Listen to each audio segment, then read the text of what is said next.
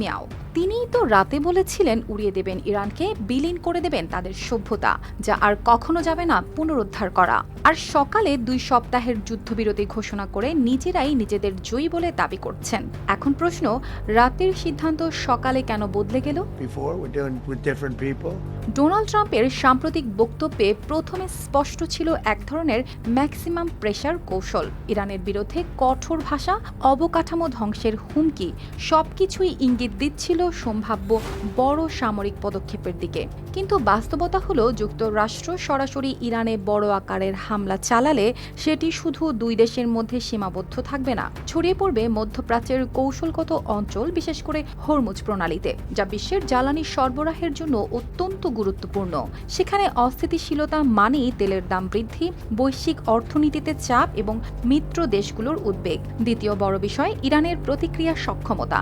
ইরানের রয়েছে proxy network Hezbollah, বিভিন্ন মিলিশিয়া গ্রুপ যারা ইরাক, সিরিয়া, লেবানন সহ ছড়িয়ে আছে পুরো অঞ্চলে। ফলে একক হামলা দ্রুতই রূপ নিতে পারে আঞ্চলিক সংঘাতে।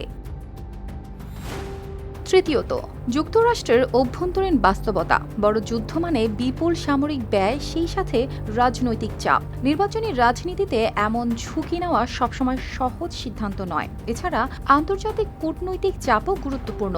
ইউরোপীয় মিত্ররা বরাবরই ইরান ইস্যুতে সরাসরি যুদ্ধের বদলে আলোচনার পক্ষে। ফলে একতরফা বড় আঘাত দিলে যুক্তরাষ্ট্র নিজেই কূটনৈতিকভাবে হয়ে যেতে পারে একঘরে। এই প্রেক্ষাপটে যুদ্ধবিরতির ঘোষণা আশাকে অনেকটা ডি-এসকেলেশন বা উত্তেজনা কমানোর কৌশল হিসেবেই দেখা হচ্ছে।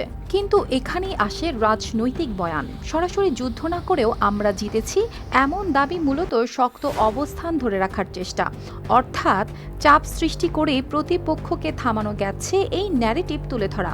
আর এটাই করছে যুক্তরাষ্ট্র। ট্রাম্প বলেছিলেন, আজ রাতেই বিশ্ব দেখবে ইতিহাসের সবচেয়ে গুরুত্বপূর্ণ মুহূর্ত, যেখানে শেষ হবে 47 বছরের শোষণ আর মৃত্যু।